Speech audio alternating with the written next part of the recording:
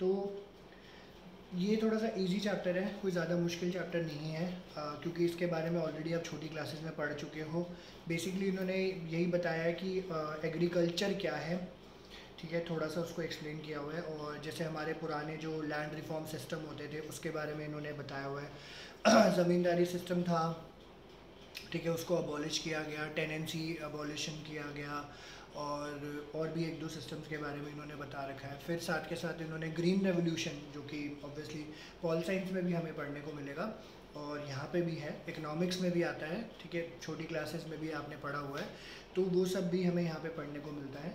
And apart from that आप ये देखते हो एक कॉन्सेप्ट आता है जो कि बड़ा डिफरेंट है और बड़ा पॉपुलर हो रखा है इस टाइम पे, वो है कॉन्ट्रैक्ट फार्मिंग, ठीक है। कॉन्ट्रैक्ट फार्मिंग क्या होता है कि सिंपल से अगर बात करी जाए तो अगर एक पर्टिकुलर बंदा है कि मेरा एक कुछ काम है, मुझे जैसे अगर फॉर एग्जांपल मैं आराध्या को बोल रहा हूँ कि तुम्हारे आलू के खेत है तो मुझे आलू ही चाहिए सिर्फ, ठीक है, तो मैं उसको कॉन्ट्रैक्ट दे दूँगा कि जो भी तुम्हारे खेत में आलू प्रोड्यूस होएगा वो मेरे पास आएगा।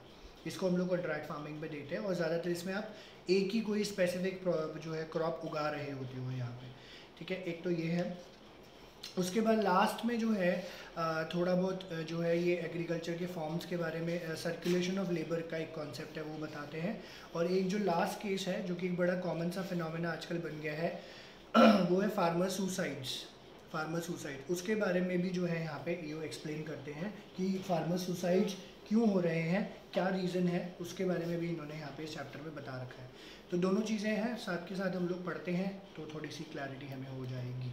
तो अब इम्पॉर्टेंटली इन्होंने यहाँ पे समझाया, जैसे हम लोग ना एक वर्ड, हम लोगों ने, मेरे को भी इस विजन के बारे में नहीं पता था, मुझे भी नहीं पता था, लेटर ऑन जब से मैंने सोशोलॉजी पढ़ाना शुरू किया, ये वाला चैप्टर इनफैक्ट सबसे पहले, तो हमें पता चला कि एग्रीकल्चर भी एक कल्चर का पार्ट है। तो जैसे हम लोग बोलते हैं कि हर एक जो है कास्ट है उसके, उसका हर एक रिलीजन है उसके अपने कल्चर हो जाते हैं, उस तरीके से agri plus culture is equal to agriculture, तो उसको भी लोग जीते हैं, उसमें भी एक वे ऑफ, एक जो है फॉर्म है, और उसके लिए लोग काम करते हैं, उसको जीना सीखते हैं, उसके पार्ट में अपने आप को इन्वॉल्व करके चलते हैं, तो इसको हम लोग एग्रीकल्चर इसलिए यहाँ पे बुलाते हैं। तो वही इन्होंने भी यहाँ पे एक्सप्लेन किया हुआ है, वो क्यों होता है ऐसा, उसके बारे में यहाँ पे भी बता रखा है, ठीक है। तो सबसे पहला, सबसे इसका जो है शुरुआत इन्होंने करी है यहाँ पे, जो बताया है कि इंडियन सोसाइटी प्राइमरली एक रूरल सोसाइटी रही है, ठीक है, गाँव कूचे ही यहाँ पे रहे हैं ज़्यादातर। अर्बनाइजेशन ऑलरेडी ग्रो कर रहा है, ये तो हमें पता भी है, और मेजॉरिटी ऑफ इंडिया के जो लोग हैं आज भी लगभग 65% है, 67% यहाँ पे दिया हुआ है, तो 64-65% लोग जो है रूरल एरियाज़ में रह रहे हैं। और वो लोग काम क्या करते हैं, ज़्यादातर खेती बाड़ी का ही, या फिर एग्रीकल्चर से रिलेटेड कोई भी ऑक्यूपेशन होती है तो वही काम करते हैं। जैसे कई लोग दुकानें लगा के बैठे हैं, सब्जियां बेच रहे हैं, या बीज बेच रहे हैं, या पेस्टिसाइड्स फर्टिलाइजर्स वगैरह बेच रहे हैं, खेती बाड़ी से रिलेटेड काम ही ये लोग ज़्यादातर कर रहे होते हैं। इसका मतलब यहाँ पे इन्होंने क्या बोला है कि एग्रीकल्चर जो है सबसे इम्पॉर्टेंट, एग्रीकल्चर लैंड जो ज़मीन है सबसे इम्पॉर्टेंट और प्रोडक्टिव रिसोर्स है बहुत सारे लोगों के लिए हमारे देश में। और कहते हैं लैंड जो है एक इम्पॉर्टेंट फॉर्म ऑफ प्रॉपर्टी भी है, तो कहते हैं लैंड जो है, ज़मीन आपके पास होना एक बहुत इंपॉर्टेंट पार्ट माना भी जाता है, प्लस ज़मीन एक प्रोडक्टिव रिसोर्स का भी पार्ट है। क्यों? क्योंकि यहाँ से आप जो है आप उस ज़मीन को उपजाऊ बनाते हो, काम करते हो, और यहाँ से जो है क्रॉप्स प्रोड्यूस कर पाते हो। इसीलिए इन्होंने क्या बोला है कि लैंड जो है मीन्स ऑफ प्रोडक्शन नहीं है, और it is not also a form of property, ठीक है, दोनों चीज़ें नहीं है। तो मीन्स ऑफ प्रोडक्शन अपनी जगह है, मानते हैं, फॉर्म ऑफ प्रॉपर्टी अपनी जगह है, बट इन्होंने क्या बोला है, और एक फॉर्म ऑफ लाइवलीहुड भी नहीं है, it is also a way of life, ठीक है, जो ज़िंदगी जीने का एक तरीका है, ज़िंदगी को जो है सक्सेसफुल बनाने का एक तरीका है, लोग इसको जीते हैं एक्चुअली में। तो वो इस तरीके से इनको यहाँ पे समझाने की कोशिश कर रहे हैं। बहुत सारी पुरानी मूवीज़ बनी हुई है ना, तो कहते हैं देश है वीर जवानों का, अलबेलों का, या सोना उगले, है ना, माटी का, काफ़ी और भी काफ़ी सारे रिलेटेड गाने यहाँ पे आ जाते हैं इसके। तो ये फॉर्म ऑफ प्रॉपर्टी से थोड़ा सा बढ़कर है। एंड कहते हैं हमारे जो कल्चरल प्रैक्टिसेस हैं या पैटर्न्स हैं, हम एग्रेरियन बैकग्राउंड्स के हैं, कई लोग वो समझ सकते हैं, वैसा चलता हुआ आ रहा है। और आगे हम देखेंगे, जैसे हमने अभी 2 चैप्टर जो पीछे हमने पढ़े हैं, जो स्ट्रक्चरल और कल्चरल चेंज है जो कि हम पीछे पढ़ते हुए आ रहे हैं, वही ऑब्वियसली उनकी वजह से भी जो है चेंज हमें होता हुआ नज़र आया, जिसके बारे में इन्होंने यहाँ पे बताया। तो पहले ब्रिटिशर्स से पहले क्या हाल थे हमारे, ब्रिटिशर के टाइम पे क्या हाल थे हमारे, और ब्रिटिशर्स के जाने के बाद हमारे क्या हाल चाल थे, उनके बारे में भी इन्होंने बताया। तो ये क्या कहते हैं फॉर एग्जांपल कि जितने भी जो न्यू ईयर फेस्टिवल्स होते हैं हमारे अलग अलग डिफरेंट रीजन्स ऑफ इंडिया में, जैसे पोंगल होता है तमिलनाडु में, बिहू होता है असम में, बैसाखी होता है पंजाब में, उगाड़ी होता है कर्नाटका में, ये मेन हार्वेस्टिंग फेस्टिवल्स होते हैं जो कि नए एग्रीकल्चर सीज़न का वेलकम करते हैं। ऐसी बहुत सारी चीज़ें हो रखी थी, आप इसके बारे में और पढ़ सकते हो। ठीक है, अभी अप्रैल में ही गए हैं बैसाखी वगैरह, तो उस टाइम पे बड़ा कॉमन सा फिनोमेना है, ये सारे फेस्टिवल्स वहाँ पे लोग सेलिब्रेट, तो पोंगल भी उस टाइम, बिहू भी उस टाइम होता है। अलग अलग जगह अलग अलग नाम है, बट वही है, हार्वेस्टिंग सीज़न होता है। यहाँ पे फसल सारी कट के तैयार हो जाती है और नई फसल की जो है पूजा पाठ करके, जिसका जो रीति रिवाज है, रीति रिवाज मीन्स कल्चर है, उस हिसाब से वो लोग आगे बढ़ते हैं। That is why they say कि there is a close connection between agriculture and culture. तो यहाँ से ये 2 मार्कर का क्वेश्चन आ जाता है कि how there is a close connection between agriculture and culture. तो कहते, तो ये 2 मार्कर के क्वेश्चन से ज़्यादा नहीं आता। कहते हैं the nature and practice of agriculture varies greatly across different regions of the country, these variations are reflected in different regional cultures. तो अलग अलग जगह आप देखोगे अलग अलग लोग जो है अलग अलग तरीके से काम कर रहे होते हैं। आप पहाड़ों में जाओगे तो वहाँ का वेजिटेशन क्रॉप पैटर्न बड़ा डिफरेंट है। आप नॉर्दर्न प्लेन्स में रहोगे तो डिफरेंट है, आप जो है कोस्टल प्लेन्स में चले जाओगे तो डिफरेंट है। तो हर एक जगह, राजस्थान वगैरह डेजर्ट एरिया में चले जाओगे तो वहाँ पे डिफरेंट है। तो अलग अलग जगह जो है आपको अलग अलग चीज़ें देखने को यहाँ पे मिलती है, अलग अलग प्रैक्टिसेस आपको देखने को मिलती है। इसीलिए कहते हैं one can say that both the culture and social structure in rural India are closely bound up with the agriculture and agrarian way of life. और यही कहते हैं ये हमारा एग्रेरियन वे ऑफ लाइफ है। ठीक है, किसान है, कोई है, किसी भी तरीके से उसको जीता है, इसके साथ बन के चलता है, इसके बाहर उसकी ज़िंदगी नहीं है। ठीक है, उसके बारे में बताया। तो ये आपको 2 मार्कर इस तरीके से आ जाता है। क्लोज कनेक्शन इतना सा तो पैराग्राफ है, इसका एग्जाम्पल जो है फेस्टिवल्स का ऊपर यहाँ पे दिया हुआ है, वो भी आपको लिखना होता है जो भी हमने पढ़ा, तो उसको मार्क कर लेना। ठीक है, याद रहेगा आपको। प्लस इन्होंने ये भी बोला कि एग्रीकल्चर जो है सिंगल मोस्ट इंपॉर्टेंट सोर्स है लाइवलीहुड का majority of the rural population का। और रूरल का मतलब ये नहीं है कि एग्रीकल्चर है। तो आप ये बोलोगे गांव कूचों की बात कर रहे हैं तो गांव कूचों से आपको याद आता है कि सिर्फ यहाँ पे एग्रीकल्चर ही प्रैक्टिस किया जाता है, कि लोग खेती बाड़ी ही करते हैं या गायें चराते हैं या भैंस चराते हैं या तालाबों में नहा रहे होते हैं, ऐसा कुछ नहीं होता। कई एक्टिविटीज़ एग्रीकल्चर के अलावा भी हैं जो विलेज लाइफ को सपोर्ट कर रही होती है। फॉर एग्जांपल ये मार्क कर लेना प्लीज़, आगे भी आएगा। 2 मार्कर का क्वेश्चन आ जाता है कि what apart from agriculture is practised in rural societies. ठीक है, 2 मार्कर का क्वेश्चन आ जाता है। ये सब मैं बोर्ड्स के बता रहा हूँ, डेली सा याद रखना। तो ये लिखते रहना साथ के साथ ही, मतलब क्वेश्चन मत लिखना बस। नहीं, मैं बता रहा था डेली सा वैसे मेंशन करने के लिए। ठीक है, तो ये ना जहाँ जहाँ मार्किंग स्कीम लिखवा रहा हूँ वो लिखते रहना। क्वेश्चन बैंक तो मैं दूंगा ही, उसमें सारी चीज़ें कवर है। तो कई एक्टिविटीज़ जो हैं हमारे यहाँ पे हो रही होती है, जैसे इन्होंने बोला कई आर्टिसंस हैं जो पॉटर्स हैं, कारपेंटर्स हैं, वीवर्स हैं, आयरन स्मिथ्स हैं, गोल्ड स्मिथ्स हैं जो कि रूरल एरियाज़ में पाए जाते हैं। और ये पार्ट एंड पार्सल है हमारी विलेज इकॉनमी का।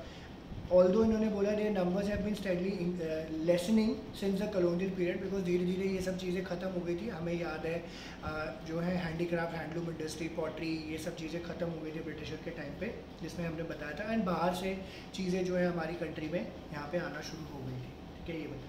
तो कहते हैं rural life is also supported by other specialist and craft person as story teller. तो वहाँ पे और जो काम क्या है, लोग कहानियाँ सुनाते हैं, एस्ट्रोलॉजर्स हैं, प्रीस्ट हैं, वाटर डिस्ट्रीब्यूटर्स हैं, ऑयल प्रेसर्स हैं। तो इसीलिए ये जो ऑक्यूपेशंस की डाइवर्सिटी है हमें रूरल इंडिया में देखने को मिलती है। और इनफैक्ट वहाँ पे कास्ट सिस्टम भी है जिसकी वजह से हमें थोड़ा सा ये डिफरेंट फिनोमिना वहाँ पे देखने को मिलता है। और इसमें इन्होंने ये बताया हुआ है कि which in most region include specialist and service caste such as washerman, potters, goldsmiths. ठीक है, तो मतलब धोबी हैं, मटके बनाने वाले लोग हैं, मिट्टी का काम जो करते हैं, सुनार का काम, सोने का काम जो करते हैं। और ये जो ट्रेडिशनल ऑक्यूपेशन है थोड़ी सी डिक्लाइन ज़रूर हो रही है, बट हम यहाँ क्या देख सकते हैं कि there is increasing interconnection of the rural and urban economies have led to many diverse occupation. तो आज भी मतलब मैंने जैसे मैं बताता भी रहता हूँ, आज भी लोग ऐसे हैं जो गांव में रहते हैं, शहरों में काम करने के लिए जाते हैं। जैसे इनफैक्ट दिल्ली में भी गवर्नमेंट जॉब में या वैसे भी कुछ लोग हैं जो छोटी मोटी जॉब गवर्नमेंट जॉब में भी करते हैं। तो मैंने मतलब लिटरली मैंने अपनी आंखों से देखा है, लोग गुड़गांव से, रेवाड़ी से, मेरठ से, बागपत से, ठीक है, और जैसे फरीदाबाद से, सोनीपत से, इस तरीके से लोग, कुंडली है ना, इस तरीके से लोग जो है पलवल वगैरह, यहाँ से लोग आते हैं दिल्ली में काम करने के लिए। तो अब क्योंकि ये सारे छोटे छोटे गाँव पहले लगते थे, अब तो एनसीआर में कवर होते हैं, बट स्टिल वहाँ पे भी बहुत सारे गाँव हैं अंदर। तो ये लोग वहाँ से आके यहाँ पे काम करना शुरू कर देते हैं, काम करते हैं, फिर शाम को अपना खा जो है जॉब ख़त्म हुई तो घर चले गए। और इसकी वजह से लोग जो है डाइवर्सिटी देख पा रहे हैं। तो फर्दर इन्होंने ये भी बोला कि कई लोग जो रूरल एरियाज़ में रह रहे होते हैं ये एम्प्लॉयड हैं, या फिर इनका लाइवलीहुड वहीं पे बेस्ड है, रूरल नॉन फार्म एक्टिविटीज़ कर रहे होते हैं। For example rural residents employed in government services, तो गवर्नमेंट जॉब भी कर रहे होते हैं, जैसे पोस्टल एजुकेशन डिपार्टमेंट में है, फैक्ट्री वर्कर्स हैं, कई लोग आर्मी में काम कर रहे होते हैं, जो कि नॉन एग्रीकल्चर एक्टिविटीज़ के अलावा भी आप देख सकते हो, इसके अलावा भी जो है अपनी अर्निंग कर पाते हैं। तो हम ये बोले सिर्फ कि सिर्फ वहाँ पे एग्रीकल्चर से काम हो रहा है और सिर्फ एग्रीकल्चर की वजह से ही काम हो रहा होता है, ये कहीं ना कहीं सही नहीं होगा। इसके अलावा और भी बहुत सारे काम हैं जो कि इन्होंने यहाँ पे मेंशन करे हैं। ये बोर्ड्स में 2 मार्कर का क्वेश्चन आता है, ठीक है, ये इन्होंने बताया यहाँ पे। ओके, इसमें से किसी को कुछ पूछना है, कोई डाउट अगर पूछना है तो अनम्यूट करके पूछ लो, फिर नहीं तो आगे बढ़ते हैं। सर आपने कोई क्वेश्चन बोला था क्योंकि बीच में थोड़ा नेटवर्क इशू आ गया था। डेलिसा मैंने ये बोला था, एक तो जो 56 पेज पे सेकंड पैराग्राफ है, ये वाला क्वेश्चन आता है 2 marker, there is a close connection between agriculture and culture, ठीक है। उसके बाद जो अभी हमने ऑक्यूपेशंस पढ़ी है कि एग्रीकल्चर के अलावा और लोग क्या क्या काम करते हैं, ये भी 2 मार्कर आता है। Sir third paragraph. हाँ, थर्ड पैराग्राफ फोर्थ पैराग्राफ दोनों में लिखा हो, ओके सर, ठीक है। Thank you. स्टिल डेलिसा कुछ भी मिस हो रहा होता है तो नीड नॉट टू वरी, अगर कोई स्पेसिफिक डाउट है तो ले लेना। वैसे वीडियो रिकॉर्ड पैरेलली हो रही है, तो वीडियो भी आप रिव्यू कर सकते हो बाद में, ठीक है। आराध्य कुछ पूछना है भाई? नहीं नहीं सर, ठीक है। अच्छा ठीक है, ओके ठीक है, फिर तो कोई दिक्कत ही नहीं है। जब ठीक ही है तो फिर क्या दिक्कत है।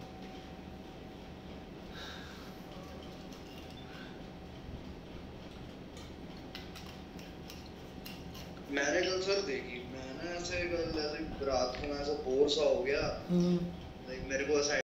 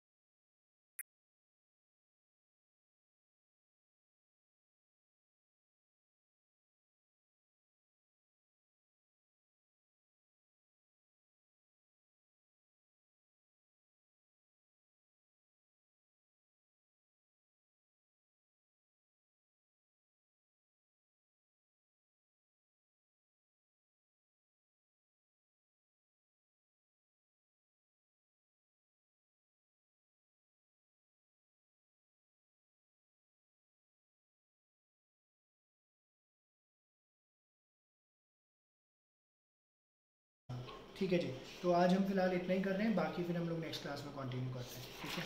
तो अभी तो बड़ा है, ये काफ़ी बड़ा है चैप्टर, टाइम लगेगा बट हो जाएगा। या thank you, see you, take care, thank you for your time, bye bye, Thank you, sir. Thank you daily sir, bye bye.